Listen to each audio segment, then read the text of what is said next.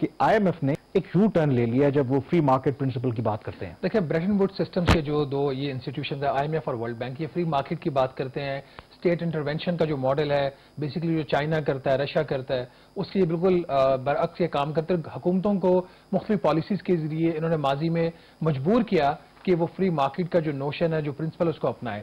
لیکن I am F کا اگر پروگرام آپ دیکھیں، جو پاکستان اور آئی ایم ایف کے درمیان پروگرام طے ہوا تھا سپٹمبر میں، بلکہ اس سے پہلے ہی اس کے اوپر بات چیت جو شروع ہو گئی تھی، تو 3 بنیادی چیزیں جو اس وقت حکومت پاکستان کر رہی ہے، جو آئی ایم ایف کے چارٹر کے بھی اگینسٹ ہے، اس کے پرنسپلز کے بھی اگینسٹ ہے، اور جو پروگرام طے ہوا ہے اس کے بھی اگینسٹ ہے.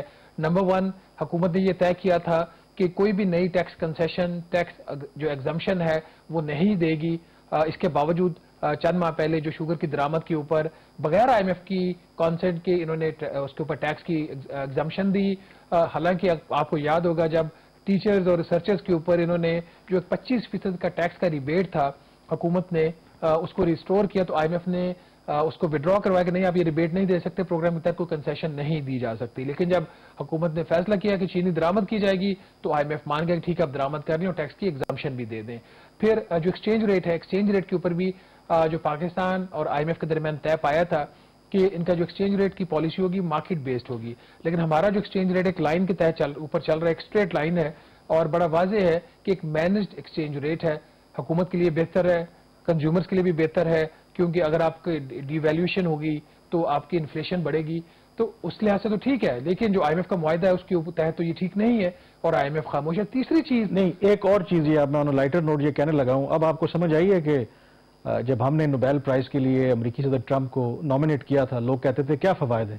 فائدے نظر آئے آپ کو؟ آپ بھی بڑے اعتراض کرتے تھے، دیکھیں فائدے نظر آئے آپ لائٹر نوٹ پہ بات کریں، یہ سنجیدہ بات ہے. وہی میں کہہ رہا ہوں نا، فائدے نظر آئے آپ کو؟ یہی ہے کہ صدر ٹرمپ ہمارے ساتھ ہیں، تو آئی ایم ایف کا جو مشن چیف ہے، ان کی جو اب نئی خاتون ہے، یہ مشن چیف ایوا پیٹرووا، یا ان کے جو کنٹری ہیڈ ہیں ماہر بنیشی، وہ اب لگتا ہے گورنمنٹ آف پاکستان کے ساتھ. اب ہم ہر 3 مہینے بعد نامنیٹ کریں گے امریکی صدر ٹرمپ کو نوبیل پرائز کے لیے، جب بھی کوئی مشکل وقت آئے گی ہر 3 مہینے بعد.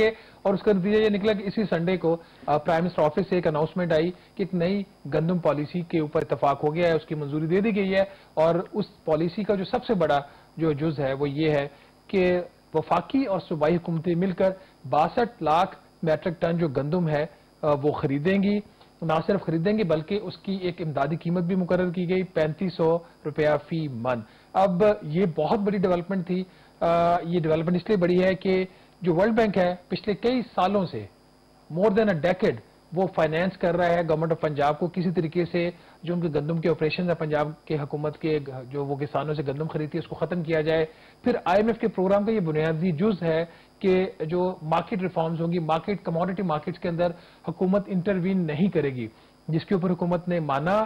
2 سال کسانوں کا نقصان ہوا، بغیر ان کو اطلاع کیے ہوئے حکومت نے یکدم جو ویٹ سپورٹ پرائز دینا بند کر دی. حکومت نے یکدم کسانوں کو اطلاع دیے بغیر گندم کی خریداری بند کر دی. جب سب کچھ ہو گیا، کسانوں کا 2 سال برے طریقے سے نقصان ہوا 2 فصلوں کا، اور آج پھر یہ دوبارہ جو پالیسی ہے وہ اناؤنس کر دی جاتی ہے. ناظرین، جو اس میں اگر جو اہداف ہیں جو کسانوں کے لیے اچھی بات ہے، کیونکہ ان کا بہت برے طریقے سے نقصان ہوا تھا، اور ان کو اب جب حکومت گندم خریدے گی تو ایک یا پرائیویٹ سیکٹر کے تھرو خریدے گی یا ڈائریکٹ خریدے گی، تو پھر ان کو فائدہ تو ہوگا. جو 62 لاکھ ٹن گندم خریدی جائے گی، اس کا جو بریک اپ ہے، اس کے تحت جو وفاقی حکومت ہے وہ 15 لاکھ ٹن گندم خود خریدے گی. اب پہلے جو وفاقی حکومت تھی پاسکو کے ذریعے گندم خریدتی تھی، پاسکو ختم کیا جا رہا ہے. تو اب کہا جا رہا ہے کہ پرائیویٹ سیکٹر وفاقی حکومت کے بہاف کے اوپر گندم خریدے گا، اور وفاقی حکومت پرائیویٹ سیکٹر کو 3-4 قسم کے اس کے انسینٹیوز دے گی. اس میں جو پیسہ استعمال ہوگا اس کے اوپر اس کو ریٹرن ملے گا، جو سٹوریج ہوگی اس کے اوپر اس کو ریٹرن ملے گا، جو گندم خریدے گا پرائیویٹ سیکٹر اس کے اوپر ریٹرن ملے گا. تو 15 لاکھ ٹن وفاقی حکومت گندم خریدے گی، 25 لاکھ ٹن پنجاب کی حکومت خریدے گی، 10 لاکھ ٹن سندھ کی گورنمنٹ خریدے گی، اور خیبر پختونخوا 7.5 لاکھ میٹرک ٹن، بلوچستان اس میں جو 5 لاکھ میٹرک ٹن جو گندم ہے وہ خریدے گی. تو ملا کے 62 لاکھ میٹرک ٹن، اس کی جو قیمت ہے وہ 3500 روپیہ فی من ہے. قیمت کے حوالے سے حکومت کا اس کے اوپر یہ موقف ہے کہ یہ جو قیمت ہے یہ 3500 روپیہ اس لیے رکھی گئی ہے کہ یہ جو عالمی منڈی میں آج بھی گندم کا ریٹ ہے، اس میں ٹرانسپورٹ کی کاسٹ ایڈ کریں تو 3500 روپیہ فی من بن رہی ہے.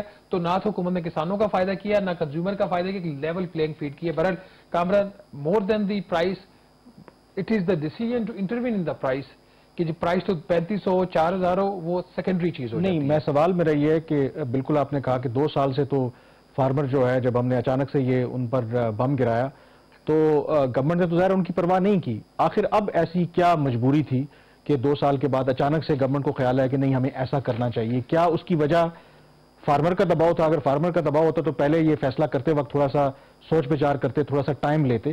محرکات کیا ہیں, کیوں گورنمنٹ کو یہ فیصلہ کرنا پڑا؟ 2 بڑے فیکٹرز ہیں اس کے اندر. ایک تو نمبر 1 حکومت کا یہ کہنا ہے کہ جو اسٹریٹجک ریزروز تھے جو پہلے حکومتوں نے مینٹین کیے ہوئے تھے اور 2 سال سے حکومتوں نے خریداری نہیں کی, وہ جو ریزروز ہیں وہ ڈینجرسلی لو لیول کی طرف جا رہے تھے. اور ایک وقت آتا ہے, شاید یہ میٹنگ میں بات بھی ہوئی, جس میٹنگ میں پرائم منسٹر نے فیصلہ کیا اس میں پروونشل چیف منسٹرز بھی تھے. کے پی کے جو نئے چیف منسٹر وہ نہیں تھے, ان کے ریپرزینٹیٹو مزمل اسلم تھے, باقی تینوں صوبائی وزرائے اعلیٰ موجود تھے.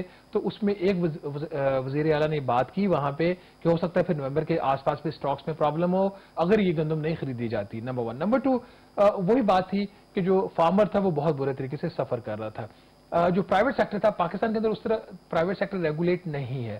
ان ریگولیٹڈ پرائیویٹ سیکٹر نے پھر کسان کو بھی ایکسپلائٹ کیا. اس کی جو ایک پیداواری لاگت ہے اس سے بھی نیچے جا کے کسان کو مجبور کیا کہ اس کو گندم بیچے. تو یہ وہاں پہ ایک پرابلم تھا. تو نیچرلی اس چیز کا جو بینیفٹ ہوگا وہ تو کسان کو ہوگا اور ہونا بھی چاہیے. اب کیونکہ اس طریقے سے اگر آپ بالکل کسان کو اب سب کے رحم و کرم کے اوپر چھوڑ دیں گے تو وہ بھی غلط ہے. بٹ میرا پوائنٹ یہاں پہ یہ ہے کہ IMF کا پروگرام ایسی شرط رکھی کیوں گئی, ایسی شرط مانی کیوں گئی, اور پھر اب اس کو ریورس کیوں کیا اور دوسرا, اگر آپ نے یہ شرط رکھنی بھی تھی تو ایک سالوں سے ایک آپ کا میکنزم چلتا رہا ہے, اچانک سے اگر آپ اس کو ختم کرنے کی کوشش کریں گے تو پرابلمز ہوں گے. تو اس میں ایک ٹرانزیشن ہو سکتی تھی, ایک ٹائم پیریڈ ہو سکتا تھا کہ گریجولی آپ کریں تاکہ اس میں فارمر کا بھی نقصان نہ ہو اور مارکیٹ بھی آپ کی کمپیٹیٹو ہو. کیونکہ جو زراعت کا شعبہ ہے پوری دنیا میں اس میں میرے خیال میں بہت زیادہ اس کے حوالے سے حکومتیں سینسٹیو ہوتی ہیں. اگر آپ امریکہ اور بھارت کا ابھی تک ٹریڈ ڈیل نہیں ہو رہی تو اس میں ایک جو سب سے بڑا فیکٹر ہے وہ جو ایگریکلچر کا شعبہ ہے انڈیا, اس کو وہ اوپن کرنے کے لیے تیار نہیں ہے. وہ اپنے زراعت کے شعبے کو پروٹیکٹ کرتا ہے.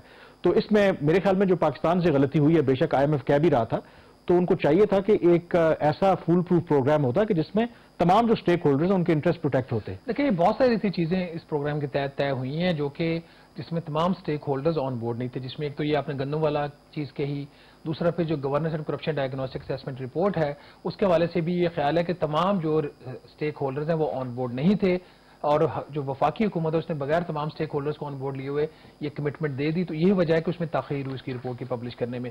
ابھی بھی وہ پبلش تو نہیں ہوئی لیکن اس کی ایک ڈیڈ لائن نئی جو ہے وہ طے ہو گئی ہے. تو یہ چیز جو ہے بڑی اہم ہوتی ہے کہ آپ IMF کے ساتھ جب نیگوشیٹ کر رہے ہوتے ہو تو آپ کو ایسے نیگوشیٹ کرنا چاہیے جو پاکستان کے مفادات ہیں, عوام کے جو مفادات ہیں, جس میں اکنامک جو پرنسپلز ہیں ان کو سامنے رکھتے ہوئے آپ ان کو کمپرومائز کیے بغیر آپ پھر بھی بہتر پروگرام نیگوشیٹ کر سکتے ہیں. یہ سوال جب تک یہ پروگرام چلتا رہے گا آئے گا. اب بات کرتے ہیں اس کی قیمت کی. یہ جو اجلاس ہوا تھا وزیر اعظم کے پاس جس میں گندم پالیسی کے جزویات کی منظوری دی گئی, پالیسی ابھی تک منظور نہیں ہوئی کیونکہ اس کی منظوری اقتصادی رابطہ کمیٹی نے دینی تھی, جو کہ اس کے سامنے ٹیک اپ یہ ہوئی ہے. یہ جو پرائس کے حوالے سے جو سندھ گورنمنٹ ہے انہوں نے جو میٹنگ تھی اس میں 4000 روپیہ پرپوز کیا تھا. وفاقی حکومت کا خیال تھا کہ 3500 روپیہ, اس کی وہی میں نے بتایا جو انٹرنیشنل مارکیٹ تھی اس کی بیس پر انہوں نے ورک آؤٹ کیا تھا. تو پھر یہ معاملہ جو ہے اسحاق ڈار صاحب کے سپورٹ کیا گیا ڈپٹی پرائم منسٹر کی طرف سے کہ آپ پاکستان پیپلز پارٹی کی جو نمائندے ہیں ان کے ساتھ بیٹھے اور معاملہ طے کریں. تو 3500 روپیہ پھر آن بورڈ لے کے ان کو طے کیا گیا. لیکن قیمت طے ہونے کے بعد بھی سندھ کے جو ایگریکلچر منسٹر ہیں ان کی طرف سے یہ اسٹیٹمنٹ آئی تھی کہ 4204,200 روپیہ فی من قیمت مقرر ہونی چاہیے. بٹ وہ جو بھی پرائس ہوتی ہے وہ بات کی بات ہے. لیکن آج جب گندم کی بوائی کا وقت ہے اور حکومت نے ایک انڈیکیٹو پرائس بھی دے دی ہے اور ٹارگٹ بھی بتا دیا, تو ہوپفلی اس دفعہ جو اس کی جو ہوگی بوائی ہوگی بہتر ہوگی. پچھلے سال جو ان کی جو پروڈکشن کا بھی امپیکٹ آیا, اس کے ٹارگٹس جو پہلے انہوں نے ہدف اس کا جو پروڈکشن اناؤنس کی تھی اس کو انہوں نے ریوائز کیا ڈاؤن ورڈ, اور اس کی جو اس کی پیداوار تھی وہ تو افیکٹ ہوئی. اس کی جو بوائی تھی اس میں بھی کچھ 6% کے قریب کمی آئی ہے پچھلے سال میں. تو یہ ٹائملی ڈیسیژن آیا. اب IMF کے پرنسپل پہ جو چارٹر پہ جو کمپرومائز ہوا وہ تو سو ہوا, لیکن بات وہی ہے کہ وزیر اعظم نے جو آنکھ ماری ہے نا. اور انٹرسٹنگلی ایون کہ جو فرسٹ ریویو ہے اس میں پاکستان نے IMF کو یقین دہانی کرائی تھی کہ جو ہم نے نیا میکنزم یا سپورٹ ودرا کی ہے, ویٹ سپورٹ وغیرہ اب نہیں